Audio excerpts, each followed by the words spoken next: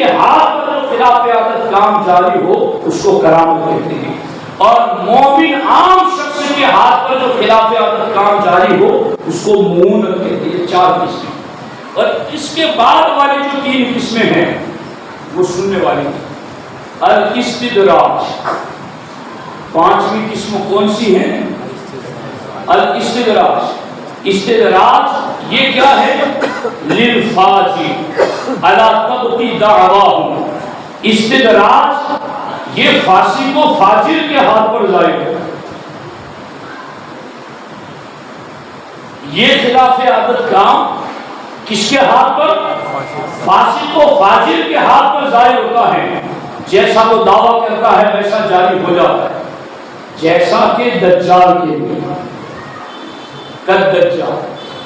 اسی طریقے سے 7ویں چیز ہے اہانت۔ اہانت یعنی کسی کو ذلیل کرنے کے لیے بھی خلاف عادت بات ظاہر ہوتی ہے، اور وہ بھی فاسق و فاجر کے ہاتھ پر، جو وہ دعویٰ کرتا ہے اس کے خلاف جاری ہوتی ہے۔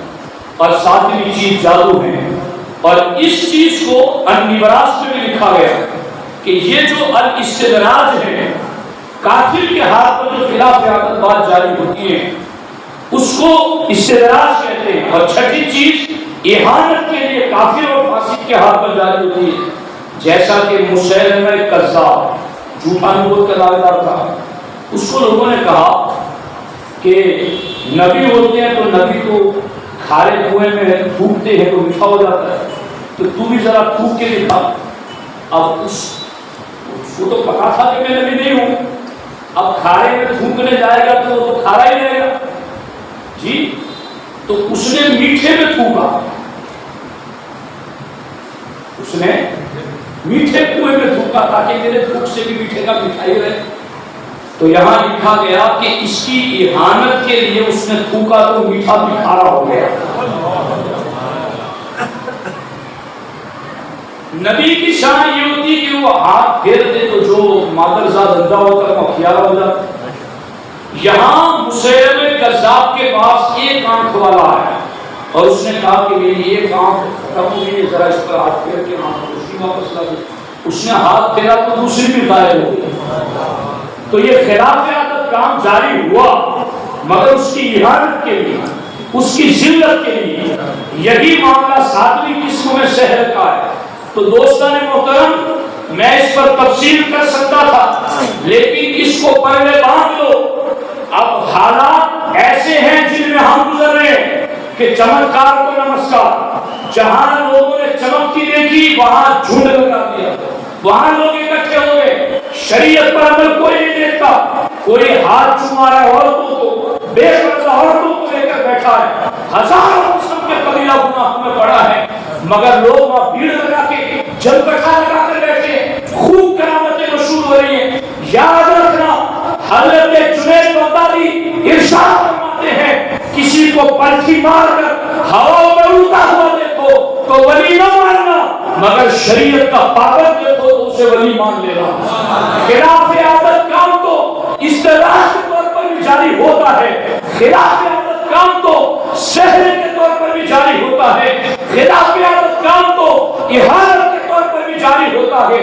کرامت تو وہاں جاری ہوتی ہے جہاں کمال درجے کا تقویٰ ہوتا ہے، کرامت تو وہاں جاری ہوتی ہے جہاں کمال درجے پر شریعت پر عمل ہوتا ہے۔ جہاں شریعت پر عمل نہ ہو اور وہاں تمہیں کچھ کرشمہ نظر آ جائے، اسے کرامت نہ ماننا، اسے استدراج ماننا۔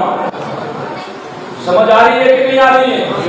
اور میں ان سنی علماء اور ذمہ داران کی موجودگی میں یہ بات آپ کو بتانا چاہتا ہوں کہ اگر آج اس فرق کو عوام کے سامنے بیان نہ کیا گیا اور شریعت کی مخالفت کے باوجود بھی انہوں نے کسی کو ولی مان لیا تو کل دجال کے سامنے انہیں کون بچا سکے گا؟ جب دجال شریعت کا انکار کرے گا، شریعت کے خلاف چلے گا، اور ہمارے آقا فرماتے ہیں بادلوں کو حکم دے گا برسائیں گے، زمین کو حکم دے گا سبزہ اگائے گی، توڑ کے جوڑ دے گا اور جوڑ کے سیدھا کر دے گا۔ جو اس کا کلمہ پڑے گا، ایک ہاتھ میں جنت ایک ہاتھ میں جہنم لے کے آئے گا، تفریح زمین کا حکم دے گا، جو کہے گا وہ ہونے لگے گا، لوگوں کے سامنے ایسے کرشمے دکھائے گا اگر شریعت سے ہٹا کر کے خلاف عادت کام کو لوگوں نے کرامت مان لیا تو پھر اس قوم کو دجال کے سامنے جھکنے سے کوئی نہ بچا سکے گا. اس لیے آج اس قوم کو بتاؤ کرامت وہاں ہوگی جہاں شریعت کی اطاعت ہوگی, کرامت وہاں ہوگی جہاں نبی کی اتباع ہوگی, اور جہاں نبی کی شریعت کی پیروی نہیں کرامت کا وہاں دور دور تک گزر ہی نہیں. یہ بات 100 باتوں کی ایک بات ہے. اس لیے اس کو پڑھنے باندھ دو. اور میں اس پر اور بھی بہت ساری باتیں لکھ کے لایا تھا لیکن اب وقت ہوا چاہتا ہے اس لیے میں اس پر اب تفصیل کی طرف نہیں جاتا. اس لیے دوستان محترم آپ اس چیز کو غور سے پڑھ لیں. انہوں نے مجھے 15 منٹ کیا ہے, میں نے مولانا صاحب کی حرکت دیکھ لی کہ تو اس لیے میں نے کہا کہ اچھا ایک بات, اب میں ایک بات جو اس بات کو سمجھانے کے لیے میں ایک بات, چونکہ کچھ انتظامی امور ہوتے ہیں جس کا ہمیں بھی خیال رکھنا ضرور, اس لیے کوئی معاشرہ رضا کی تصدیق نہیں ہے ہمارے دوست ہے, لیکن کچھ انتظامی امور ہوتے ہیں جس کی وجہ سے کبھی بندے کو بہت کچھ دیکھنا رہتا ہے. میں تو ایک دن بھی میں روز سنبھالنا چاہتا ہوں. تو خیر اب ان کی اجازت ہے 10 منٹ میں بول لیتا ہوں کہ یہ چیز کہ شریعت کی خلاف ورزی ہو اور وہاں کوئی خلاف کام جاری ہو وہ کرامت نہیں. اس کو میں غوث پاک کی زندگی سے ثابت کروں. سرکار غوث اعظم دستگیر رضی اللہ تعالیٰ عنہ کے صاحبزادے حضرت سیدنا عبد الجبار یا ضیاء الدین علی رحمہ غوث پاک کے صاحبزادے ہیں. انہوں نے لکھا اس بات کو کہ سرکار غوث پاک رضی اللہ تعالیٰ عنہ مجاہدات کرتے کرتے جنگل میں نکل گئے اور کئی دن تک آپ پیاسے رہے. غوث پاک کہتے ہیں کہ پیاس کی شدت ہوئی تو میں نے دیکھا کہ آسمان سے بادل برسنے لگا, میں نے پانی پیا اپنی پیاس بجھائی. غوث پاک کہتے ہیں ابھی میں نے پیاس بجھائی تھی کہ اچانک ایک خوبصورت بادل آیا, ایک خوبصورت بادل. غوث پاک کہتے ہیں اتنا چمکدار اور روشن کہ جیسے سورج نکلنے سے زمین روشن ہوتی ہے ویسے زمین روشن ہوگی. اتنا نور, اتنا چمک, اتنی روشنی اس بادل میں. غوث پاک کہتے آتے آتے میرے سر پر آئے اور اس کے اندر سے آواز آئی عبد القادر انا ربک, عبد القادر میں تیرا رب ہوں اور میں نے تیرے لیے حرام کو حلال کر دیا, تم جو چاہو کھاؤ گی. آج کا کوئی شریعت کا باقی یوں دیکھتا تو ولایت تو کیا الوہیت کا دعویٰ کرے گا, مگر یہ پیروں کے پیر ہیں, روشن زمین اور دستگیر ہے, قیامت تک کے لیے اپنے مریدوں کو انہوں نے بچا رکھا. غوث پاک نے دیکھا اتنا روشن, اتنا منور, زمین روشن ہو گئی اور اندر سے آواز بھی کیا آئی کہ حرام کو حلال کر دیا. جہاں غیبی آواز سے یہ کہا جا رہا کہ حرام کو حلال کر دیا, جہاں آواز نہیں آ رہی ہے وہاں لوگوں نے حرام کو حلال ٹھہرایا ہوا ہے. تو جہاں آواز آ جاتی ہے تو یہ تو کیا سے کیا کر دیتے, مگر آواز آئی تو غوث پاک نے فوراً کہا اعوذ باللہ من الشیطان الرجیم. قادری غلاموں یہ قادری نسخہ آج یاد رکھ لینا, جہاں شریعت سے بغاوت نظر آئے جھک نہ جانا وہاں اعوذ باللہ پڑھ لینا. یہ قادری نسخہ ہے, تعوذ پڑھو وہاں پر, اعوذ باللہ پڑھو وہاں پر, اللہ کی پناہ طلب کرو. غوث پاک کہتے ہیں جیسے ہی میں نے اعوذ باللہ پڑھا وہ سارا بادل دھواں دھواں ہو گیا, جو ساری روشنی ختم, سارا نور ختم, دھواں دھواں ہو گیا. اور غوث پاک کہتے ہیں دھواں ہونے کے بعد اس میں سے آواز آئی عبد القادر تجھے تیرے علم نے بچا دیا. غوث پاک کہتے ہیں علم بچاتا تو تو فرشتوں کا استاد تھا, تو نہ بچ جاتا, مجھے میرے علم نے نہیں میرے رب کے فضل نے بچا.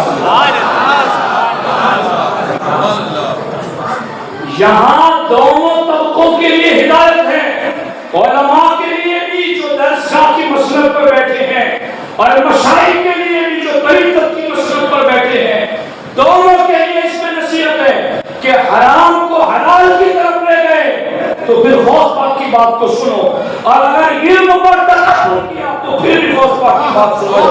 غوث پاک نے دین کے دونوں رہبروں کے لیے ایک ہی بات میں نصیحت دے دی جو مسند طریقت پر بیٹھے، الحلال بین والحرام بین، حرام کو حرام جانے، حلال کو حلال جانے، ایک دوسرے کو دوسرے کی طرف نہ لے جائے۔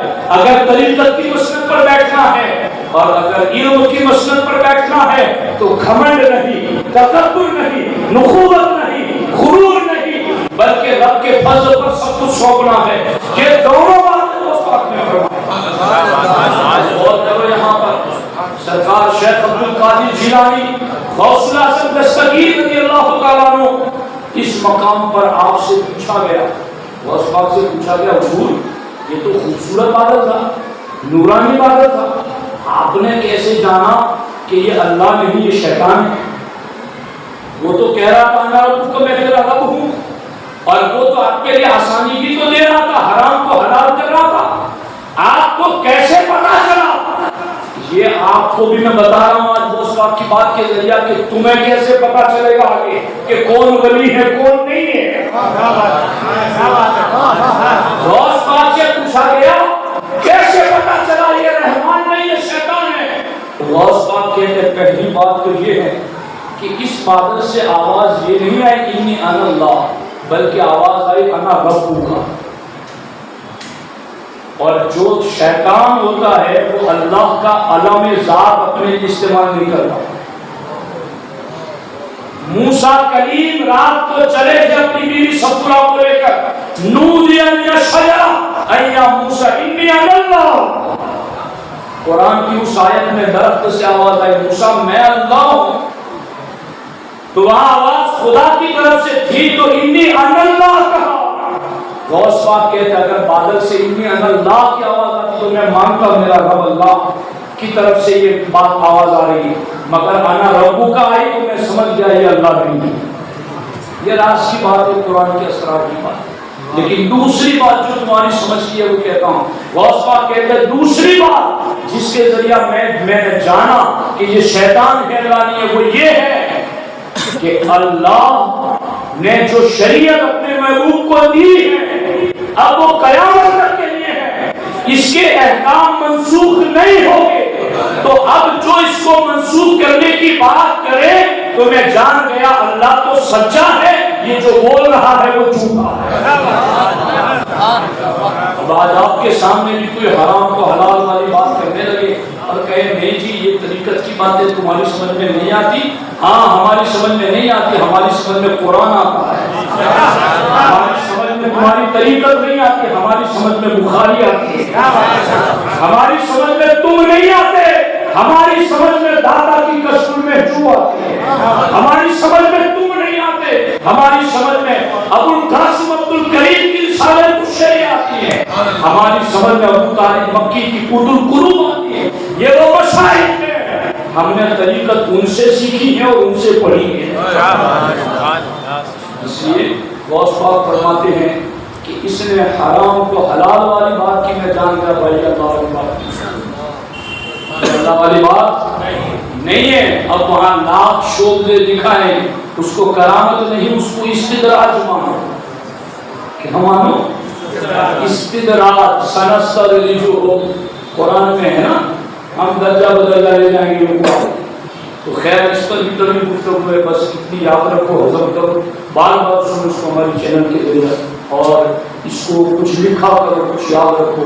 اللہ کریم کی بارگاہ میں دعا ہے اللہ جل وعلا کریم سرکار غوث الاعظم دستگیر کے فیض و کرم سے ہم سبوں کو مالا مال فرمائے۔